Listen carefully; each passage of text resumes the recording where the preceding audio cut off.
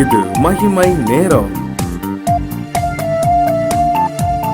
கர்த்தரும் இரட்சகருமாய் இருக்கிற இயேசு கிறிஸ்துவின் ஈடு இணையற்ற இன்ப நாமத்தினாலே மகிமை டிவி நேயர்களை அன்புடன் வாழ்த்துகிறேன். மகிமை நேர நிகழ்ச்சிக்கு உங்களை அன்புடன் வரவேற்கிறேன். தொடர்ந்து உங்களுக்காக வழக்காடுகிற தேவன் என்ற தலைப்பின் கீழே நாம் தியானித்து வருகிறோம். மீகா 7ஆம் அதிகாரம் 9ஆம் வசனம் சொல்கிறது, நான் கர்த்தருக்கு விரோதமாக பாவம் செய்தேன், அவர் எனக்காக வழக்காடி என் நியாயத்தை விசாரிக்கும் மட்டும் அவருடைய கோபத்தை சுமப்பேன். அவர் என்னை வெளிச்சத்திலே கொண்டு வருவார், அவருடைய நீதியை பார்ப்பேன். பிரியமானவர்களே, ஒருவேளை நம்மளுடைய பாவத்தின் நிமித்தம் கர்த்தர் நமக்கு நிகராக வழக்கை கொண்டு வருகிறாரா? இன்றைக்கு காயின் ஆபேல் அவர்களுக்கிடம் கொண்டு வந்த ஒரு வழக்கு. ஆபேலுக்காக கர்த்தர் வழக்காடுகிறார். இந்த சம்பவங்கள் தெரியும், வேத பகுதியிலே அங்கே குறிப்பிடப்பட்டிருக்கிறது. இங்கே ஆதாம் ஏவாளுடைய பிள்ளைகள் காயின் ஆபேல். கர்த்தர் இங்கே ஏதேன் தோட்டத்திலிருந்து துரத்தி விடுகிறார். அவர்களுக்கு கொடுத்த சுதந்திரமாகிய இந்த 2 குழந்தைகள், இவர்கள் வளர்ந்து அவர்கள் ஒவ்வொருவரும் ஒவ்வொரு வேலை செய்கிறார்கள். இந்த காயின் ஆபேலுடைய செயல்பாடுகள், ஆபேல் அவன் மேய்ப்பனா இருக்கிறான். இந்த காயின் அவன் தோட்ட பயிர் வேலை, விவசாயம் இதை செய்கிறான். இப்போ இவர்கள் 2 பேரும் வந்து ஆண்டவர் சமூகத்திலே பலியிடுகிறார்கள்.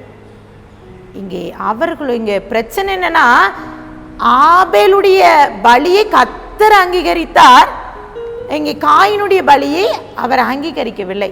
இதுதான் பிரச்சனை. இப்போ இவர்களுக்கு இருந்த பொறாமை, இந்த காயின் ஆபேல் மேல் வைத்த பொறாமை நிமித்தம் நிகழ்ந்த ஒரு சம்பவம். இந்த ஆபேலை காணவில்லை, கர்த்தர் தேடுகிறார், அவனுக்காக நியாயம் விசாரிக்கிற வருகிறார். வசனம் சொல்கிறது, ஆதியாகமம் 4:9 கர்த்தர் காயினை நோக்கி, உன் சகோதரனாகிய ஆபேல் எங்கே என்றார். அதற்கு அவன், நான் அறியேன், என் சகோதரனுக்கு நான் காவலாளியோ என்றான். எல்லா தவறும் செஞ்சுட்டு ஆண்டவர் சமூகத்தில் எனக்கு தெரியாது, அவனுக்கு நானா காவலாளின்னு சொல்லி கர்த்தரிடம் கேட்கிறார். இந்த காயின் செயல்களை இந்த கர்த்தர் கவனித்து கொண்டு இருக்கிறார். இன்னும் ஒரு வசனம் சொல்கிறது, ஆதியாகமம் 4:5 கர்த்தர் காயினை நோக்கி, உனக்கு ஏன் எரிச்சல் உண்டாயிற்று, உன் முகம் நாடி ஏன் வேறுபட்டது என்று சொல்லி கேட்கிறார். ஏன்னா கர்த்தர் காயினை கவனிக்கிறார், அவன் முகம் வேறுபடுகிறது. ஏன் உன் முகம் வேறுபடுகிறது? அவன் கொலை செய்வதற்கு முன்பதாக கேட்கிறார். ஆதியாகமம் 4:5 காயின் அவன் காணிக்கையும் அவன் அங்கீகரிக்கவில்லை. அப்பொழுது காயின் மிகவும் எரிச்சல் உண்டாக்கி அவன் முகநாடி வேறுபடுகிறது. அப்போ அவன் காணிக்கை அங்கீகரிக்கப்படவில்லை என்ற உடனே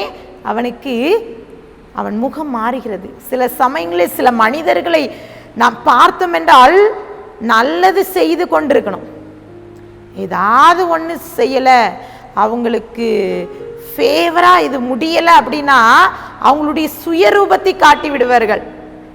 இன்னும் நன்றாக கவனித்தா அவங்க பக்கத்து வீட்டுக்காரர்கள் பார்த்தீங்கன்னா நல்லா இருப்பாங்க. அவங்க வீட்டுக்கு வரும்போது ஒரே அவங்களுக்கு விருந்து, இங்கே உள்ள சாப்பாடு அங்கே போகும், அங்குள்ள சாப்பாடு இங்கே வரும். கொஞ்ச நாள் கழித்து பார்த்தீங்கன்னா மிக பெரிய பகை யாராக இருக்கணும் அவங்களுக்குன்னா பக்கத்து வீட்டுக்காரங்களாக தான் இருக்கும். முகநாடி வேறுபடுகிறது. காரணம் பொறாமை. சில வேலைகளை, சில வீடுகளை பார்த்தீங்கன்னா பாரு, அந்த பக்கத்து வீட்டுக்கார அந்த பிள்ளை பாருங்க நல்லா படிச்சுதா, நல்ல வேலை கிடைச்சிது, பாருங்க அவ செட்டில் ஆயிட்டா, நீயும் இருக்கியே, இப்படி ஏதோ ஒரு வார்த்தைகள், அது நிமித்தம் பொறாமைகள். படிப்பு காரியம், என்னுடைய உறவினர்கள் சொன்னாங்க பாருங்க, அவங்க மகள் நன்றாக படிப்பது நிமித்தம் அவங்க மகளை படிக்க விடாதபடி பக்கத்து வீட்டுக்காரர்கள் அவர்கள் நித்தம் அவளுக்கு ஏதாவது ஒரு உணவிலே ஏதாவது கலந்து கொண்டு வந்து தருவார்கள். பாருங்க, அவங்க மகள் ஒரு நாள் ஸ்டேட் ஃபஸ்ட்டு. அவங்க அப்படி எடுக்கும்போது அவர்கள் அப்படியே பக்கத்து வீட்டுக்காரர்கள் அப்படியே அவர்கள் உடைந்து விட்டார்கள். யாருடைய முகத்திலும் ஒரு நல்ல ஒரு சிரித்த முகமே நான் பார்க்கவில்லை என்று சொன்னார்கள். சில நேரங்களில் நம்மளுடைய உயர்வை நமக்கு கர்த்தர் ஆசீர்வாதத்தை தந்து விட்டார் என்று காரணம் இல்லாமல் யாராவது பகைக்கிறார்களா? இந்த காயின் அப்படித்தான். சகோதரனுடைய காணிக்கையை கர்த்தர் அங்கீகரித்தார் என்று பொறாமையினே அவன் முகம் வேறுபடுகிறது. கர்த்தர் விசாரிக்கிறார். அவர் சொல்றாரு, நன்மை செய்வதால் மேன்மை இல்லையோ? நீ நன்மை செய்யாதிருந்தால் பாவன் வாசற்படியில் படுத்திருக்கும், அவன் ஆசை உன்னை பற்றி இருக்கும், நீ அவனை ஆண்டு கொள்வாய் என்றார். இதெல்லாம் சொன்னது பிறகுதான் இந்த காயின் ஒரு பிளான் போடுறாரு பாருங்க. ஆதியாகமம் 4:8 காயின் தன் சகோதரனாகிய ஆபேலோட பேசினான். அவர்கள் வயல்வெளியிலே இருக்கும் சமயத்தில் காயின் தன் சகோதரனாகிய ஆபேலுக்கு விரோதமாக எழும்பி அவனை கொலை செய்தான். கர்த்தர் பேசிட்டார், ஏப்பா உன் முகம் ஏன் மாறுது? இது பிரச்சனை காரணனால நான் அவனுடைய காணிக்கை ஆசீர்வதித்தேன், அங்கீகரித்தேன், நீ காரணம் இல்லாம ஏன் ஆபேலை பகைக்கிறான்ட்டு கர்த்தர் சொல்லி பார்த்தாச்சு, அவனை சமாதானப்படுத்தி பார்த்து. இங்க அவனுடைய மூர்க்க வெறி அடங்கவே இல்லை. சில நேரங்களில் சில மனிதருடைய எண்ணங்கள் எப்படி இருக்கிறது? ஆண்டவர் அதை பார்க்கிறார்.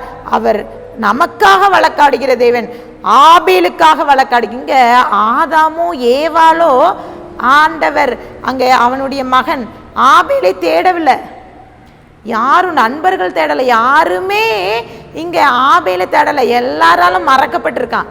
கர்த்தர் விசாரிக்கிறார். ஒரு காரியம், அவனுடைய இரத்தத்தின் சத்தம் எனக்கு கேட்குது அப்படின்னு சொல்றார். ஆதியாகமம் 4:10 அதற்கு அவர் நீ என்ன செய்தாய்? உன் சகோதரனுடைய இரத்தத்தின் சத்தம் பூமியிலிருந்து என்னை நோக்கி கூப்பிடுகிறது என்று சொல்கிறார். கர்த்தர் நம்மை விசாரிக்கிறார். ஒருவேளை ஆண்டவர் நமக்காக வழக்காடுகிற தேவன், குற்றமில்லாத இரத்தத்தை சிந்த அநேகர் அந்த இரத்தத்தை இப்படி நம்ம செய்கிறது தவறு, நம்ம செய்கிற இந்த கொலை செய்கிறது பெரிய பெரிய லிஸ்ட். இது ஒரு பெருமையாக மாறிட்டது. சில நேரங்களில் பார்த்திங்கன்னா அம்மா பிள்ளையை கொண்டது, பிள்ளை தாயை கொன்றது போல நியூஸ் பேப்பரில் பார்க்குறோம்.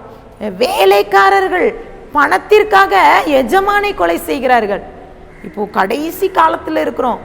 பொறாமை நிமித்தம் பகைக்கப்படுகிறீர்களா? உங்கள் பக்கத்து வீட்டிற்காரர்களோ, உங்கள் உறவினர்களோ, உங்கள் படிப்பை நினைத்தோ, உங்கள் வேலையை நினைத்தோ, உங்களுடைய உயர்வை நினைத்தோ பொறாமைப்படுகிறார்களா? இன்றைக்கு கர்த்தர் சொல்கிறார், நான் அவர்களை ஆசீர்வதித்தேன், அவர்களுக்காக நான் நியாயம் விசாரிப்பேன் என்று சொல்கிறேன்.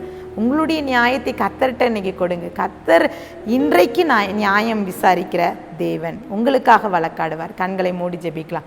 அன்பின் பரலோக தகப்பனே, காயின் ஆபேலுடைய பிரச்சனையிலே ஆபேலுக்காக நீர் வழக்காடின தேவன், இன்றைக்கும் இந்த வார்த்தையை கேட்டுக்கொண்டிருக்கிற பிள்ளைகள் ஒருவேளை பொறாமை நிமித்தம், பிரச்சனை நிமித்தம் ஏதோ சோர்ந்து போய் இன்னைக்கு இந்த வார்த்தையை கேட்டுக்கொண்டிருக்கலாம்.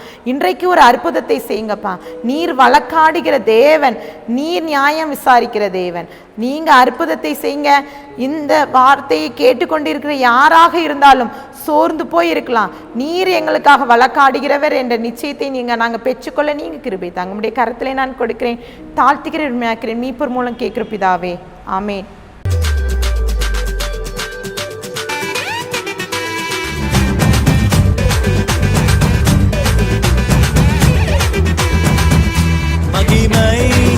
மகிமை